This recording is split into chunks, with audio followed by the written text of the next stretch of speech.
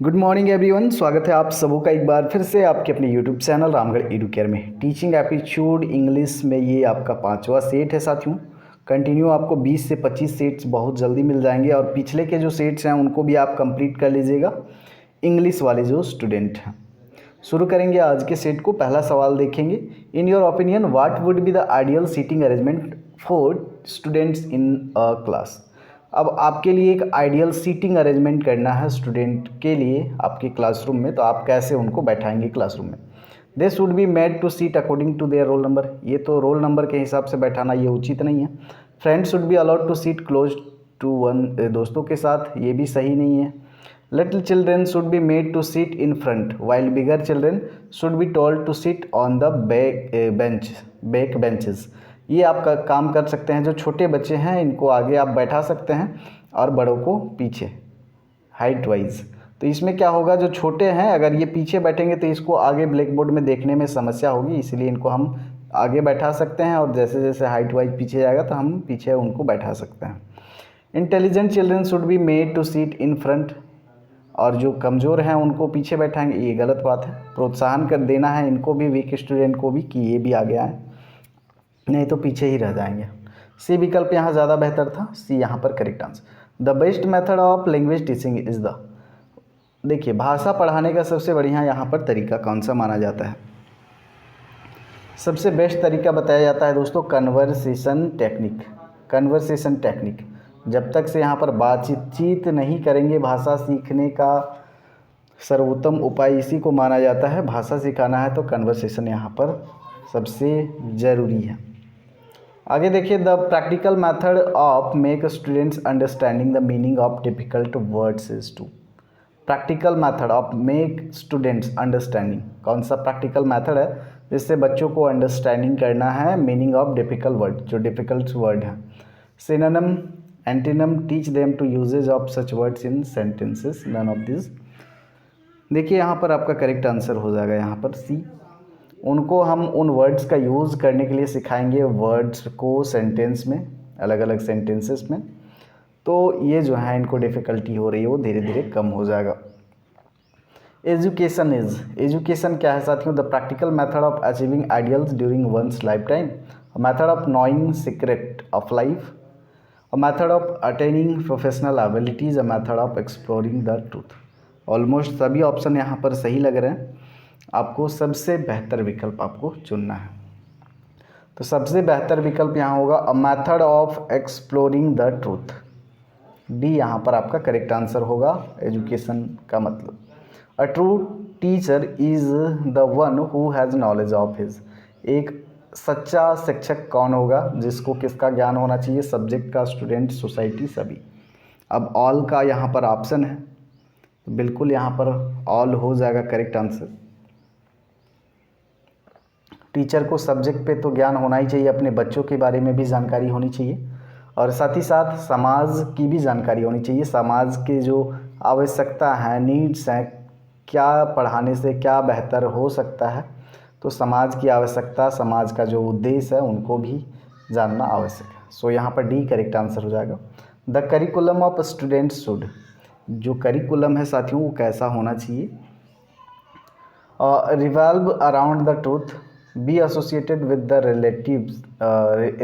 Realities of life. बिल्कुल आपका जो करिकुलम है हमारे लाइफ के जो रियलिटीज़ हैं उनसे जुड़ा हुआ होना चाहिए करिकुलम, जिससे यहाँ पर जो स्टूडेंट है वो रिलेट कर पाते हैं अपने लाइफ से।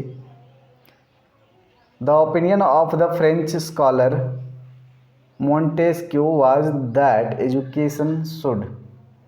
देखिए यहाँ पर ओपिनियन जो फ्रेंच स्कॉलर हैं आपके मोंटेस्क्यू, इनका जो ओपिनियन है शिक्षा के लिए क्या था।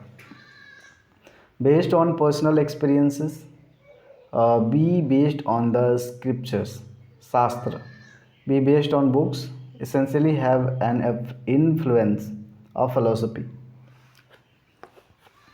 करेक्ट आंसर यहाँ पर आपका डी है साथियों। इनका जो विचार था, इनका जो ओपिनियन था, essentially have an influence होना चाहिए ऑफ फिलोसफी, दर्शन शास्त्र पर होना चाहिए। The famous educationalist Bacon had the opinion that the objective of education is, अब यहाँ पर बैकॉन जो है इनका ओपिनियन शिक्षा के लिए, शिक्षा के जो उद्देश्य हैं उनके लिए क्या था?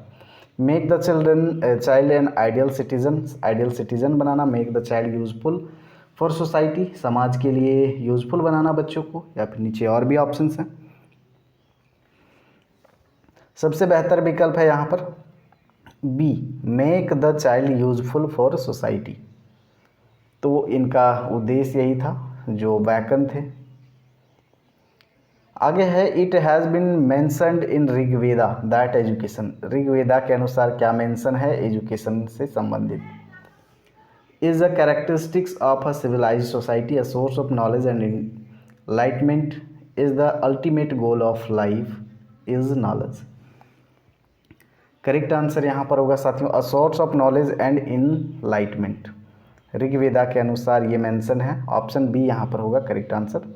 Education not only preserves the culture but also it makes the letter, कि सिर्फ ये कल्चर को संरक्षित नहीं करता है, ये लैटर बनाता है, it makes the letter. Enriched spiritual defined popular among masses. Correct answer यहाँ पर एनरिच्ड होगा साथियों। Whose habits does a little child adopt of his friends, whose habits किनकी जो आदतें हैं जो बच्चा है, छोटा बच्चा, वो अडॉप्ट करता है अपने दोस्तों का, क्लासमेट्स का, स्कूल फ्रेंड्स का, फैमिली मेम्बर्स का, टीचर्स का।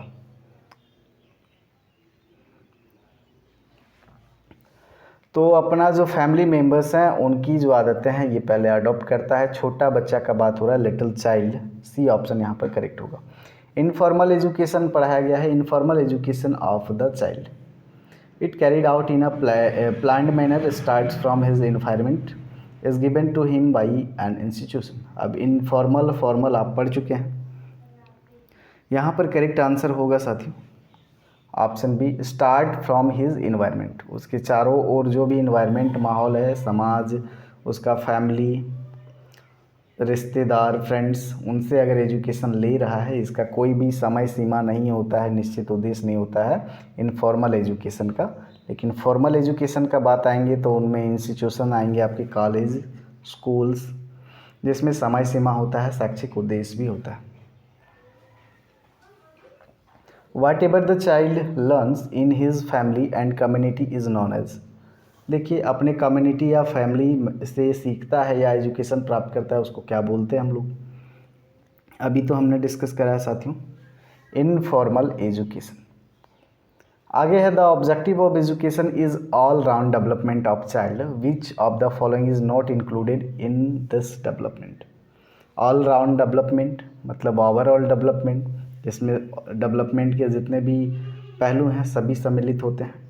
तो यहाँ पर उद्देश्य क्या होगा शिक्षा का? ऑल राउंड डेवलपमेंट के लिए बच्चों का।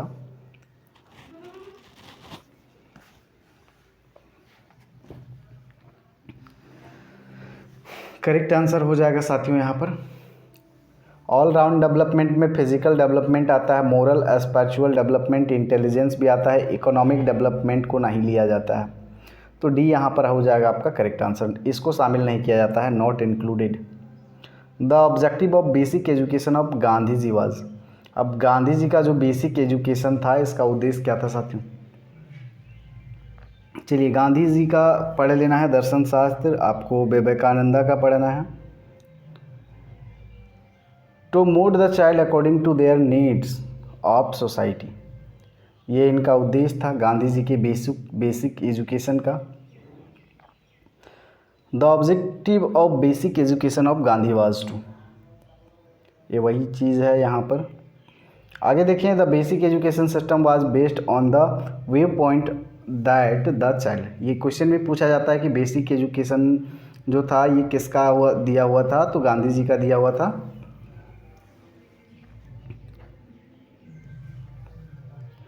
करेक्ट आंसर हो जाएगा can get better education through a meaningful and creative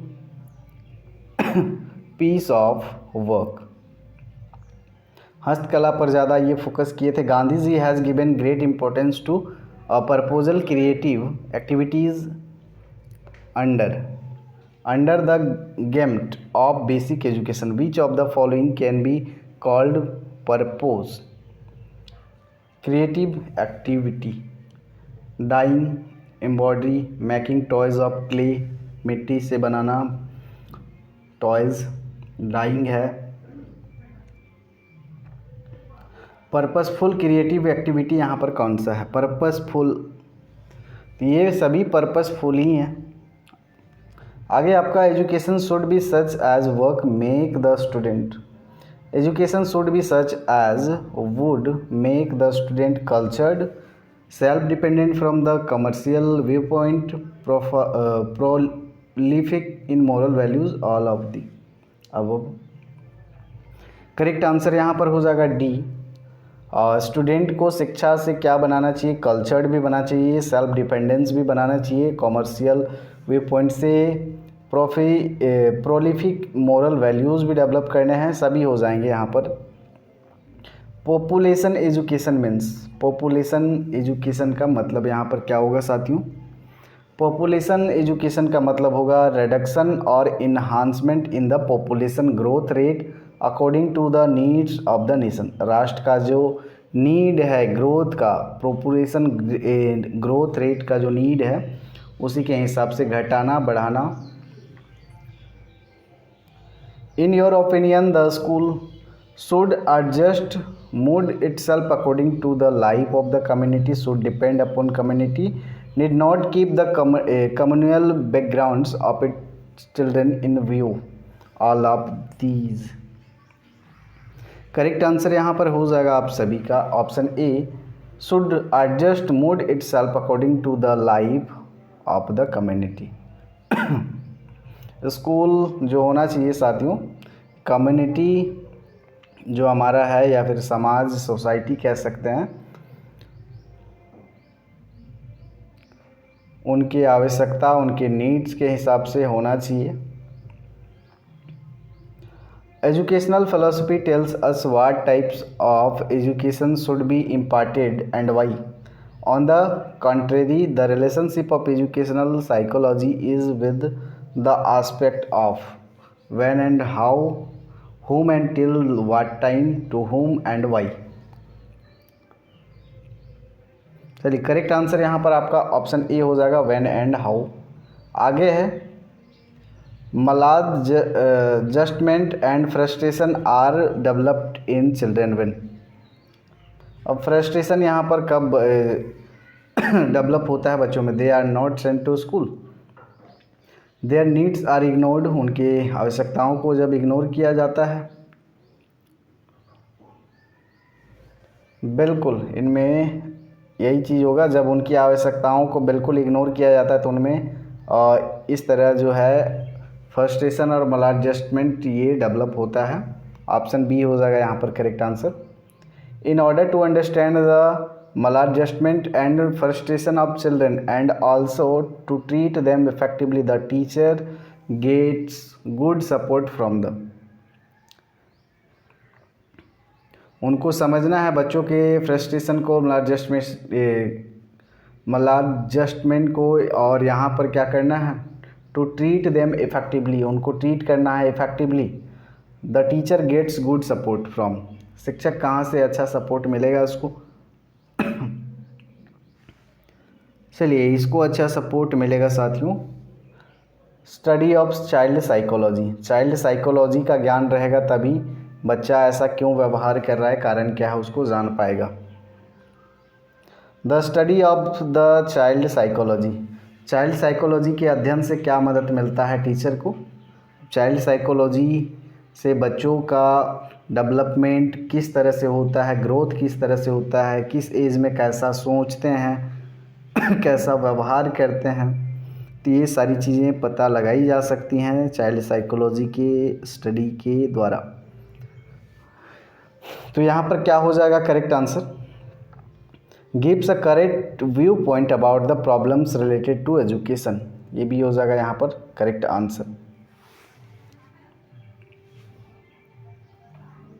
आगे देखें, in order to affect the teaching of student in the most appropriate manner, who helps the teacher. Teacher को यहाँ पर मदद कौन करेगा इस कंडीशन में? The study of child psychology का ज्ञान ही उसको मदद करने वाला है। In order to understand the complete personalities of his student the teachers, अब स्टूडेंट्स के जो पर्सनैलिटी हैं, व्यक्तित्व हैं, उनको यहाँ पर समझना है तो टीचर को क्या होना चाहिए, यहाँ पर वही चीज़ आ गई, यहाँ पर वही चीज़ आ गई, must have the knowledge of child psychology, बाल मनोविज्ञान का ज्ञान यहाँ पर होगा तभी ये कर पाएंगे। The meaning of learning is, learning का मतलब यहाँ पर क्या होगा, लर्निंग का मतलब क्या होगा साथियों, मॉडलिंग ऑफ बिहेवियर, व्यवहार में परिवर्तन। जब भी हम सीखते हैं तो हमारे बिहेवियर में बदलाव आता है। नॉलेज तो गेन होता है लेकिन यहाँ पर जो रियल मीनिंग है वो हमारे व्यवहार में परिवर्तन देखने को मिलता है। जैसे जैसे हमारे लर्निंग नॉलेज का स्तर बढ़ता है, हमारे बिहेवियर में चेंज आपको देखने को मिलता है। An important part of the teaching learning process is the curriculum. The curriculum should be prepared keeping in view point. देखिए टीचिंग लर्निंग प्रोसेस में क्या इम्पॉर्टेंट है, करिकुलम करिकुलम जो है इसको बनाते समय करिकुलम को प्रिपेयर्ड करने के समय किन बातों का ध्यान रखा जाना चाहिए, तो बच्चों के जो भी एम्बिशंस हैं उनको ध्यान में रखा जाना चाहिए, बच्चों की आवश्यकताओं को भी ध्यान में रखा जाना चाहिए। The need of lives of student, इन सभी बातों का ध्यान रखा जाना चाहिए करिकुलम में। डी यहाँ पर होगा correct answer. An important part of the teaching learning process is the curriculum. This curriculum should be prepared keeping in view the, यहाँ भी वही चीज़ है, the curriculum to be prepared for children should be, बच्चों के लिए जब हम करिकुलम तैयार करते हैं तो वो कैसा होना चाहिए, मीनिंगफुल होना चाहिए। Such as should have flexibility भी होना चाहिए कि ज़रूरत के हिसाब से हम उसमें बदलाव भी कर सकें। ओरिएंटेड टुवर्ड्स प्रोडक्टिविटी, बिल्कुल प्रोडक्टिविटी होना चाहिए, मीनिंगफुल होना चाहिए, सभी हो जाएगा यहाँ पर correct answer. maladjustment in children is a result of frustration, origin of frustration, result of frustration, another name of frustration, none of these। तो ये क्या है साथियों, ये जो है आपका रिजल्ट ऑफ फ्रस्ट्रेशन ही होता है, फ्रस्ट्रेशन से ही ये आता है। It is no use making students forcibly sit in the class if they are not willing to study or learn। देखिए अभी उनमें पढ़ने की सीखने की इच्छा नहीं है तो उनको यहाँ पर what is important for creating an arc in their minds to study और learn। तो क्या यहाँ पर करना चाहिए, क्या माहौल क्रिएट करना चाहिए जिससे वो पढ़ने के लिए प्रेरित हों, सीखने के लिए प्रेरित हों। डिसिप्लिन, हाई आइडियल्स, रिक्रिएशन या फिर मोटिवेशन। चलिए तो सबसे बेहतर होता है मोटिवेशन, प्रेरणा, उनको हम प्रेरित करें, तो यहाँ पर डी ऑप्शन करेक्ट हो जाएगा। मोटिवेशन क्या है साथियों, ये सवाल पूछा गया सवाल है। मोटिवेशन क्या है आपका, मोटिवेशन है दोस्तों साइकोलॉजिकल स्टेट है, इसके बारे में हमने बहुत बार चर्चा की है। The meaning of intrinsic motivation in the following is the following. तो इंट्रिंसिक और एक्सट्रिंसिक डेफिनेशन दो भी पढ़ाए हैं, बाह्य प्रेरणा, आंतरिक प्रेरणा।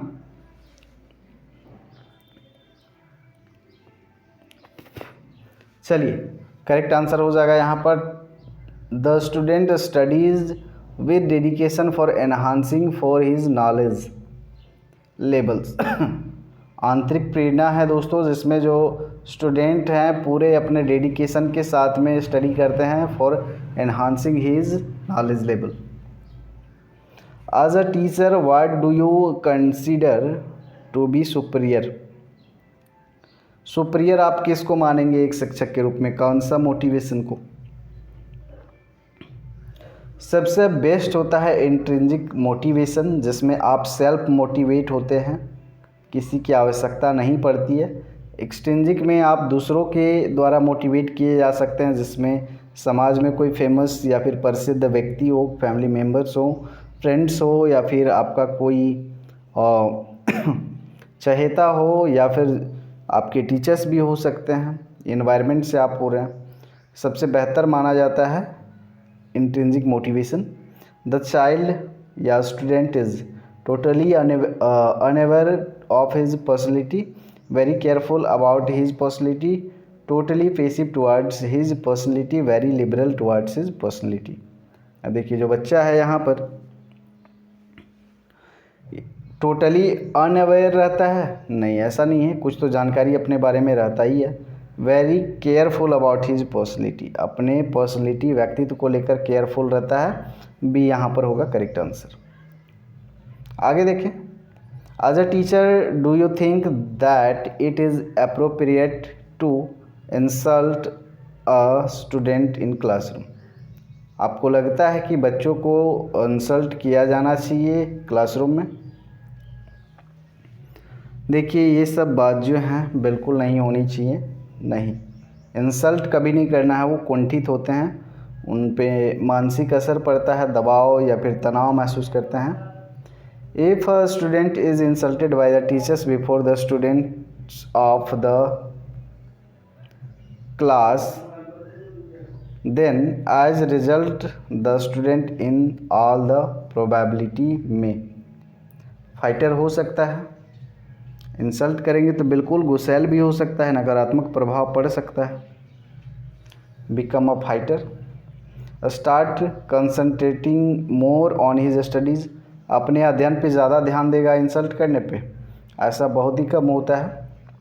Start respecting the teacher more than ever before, respect करने लगेगा, नहीं, आप पे तो गुस्सा करेगा। एनी वन ऑफ दिस, नहीं, सबसे बेस्ट यहाँ पर ए वाला विकल्प है। Who is deemed the chief pioneer of the psychological thought, chief pioneer यहाँ पर साइकोलॉजिकल नहीं है, psychoanalysis thoughts, Karen Horney, Froebel, Sigmund Freud, Thorndike.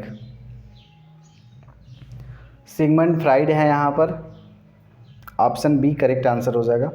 Students can easily remember through the, आसानी से कैसे याद करते हैं स्टूडेंट साथियों? Part method, whole method, coordination of part method and whole method, दोनों का कोऑर्डिनेशन है तो आसानी से वो याद कर सकते हैं। The best form of competition is, competition का बेस्ट फॉर्म यहाँ पर किसे माना जाता है? कंपटीशन का बेस्ट फॉर्म यहाँ पर होगा आपका competition with one's own previous record, अपना जो प्रीवियस रिकॉर्ड है हम उससे यहाँ पर कंपटीशन करें ताकि हम और अपने आप में इम्प्रूवमेंट करें, आगे बढ़ें। तो अपना जो पिछला रिकॉर्ड है उससे हम खुद को यहाँ पर क्या करेंगे, कंपटीशन करेंगे, ये ज़्यादा बेहतर होता है। जिससे किसी के प्रति ईर्ष्या या फिर घृणा इस टाइप का मेंटलिटी नहीं आता है। तो यहाँ पर करेक्ट आंसर हो जाएगा यहाँ पर सी। सो यहाँ पर आपको आंसर्स दिए हुए हैं, एक बार आप लोग देख लीजिएगा, टेलीग्राम में शेयर कर देंगे और नेक्स्ट पार्ट भी आपका जल्दी ही आएगा। लाइव क्लास पर डे अब होगी 6:30 बजे, सबको ज्वाइन करना है। धन्यवाद।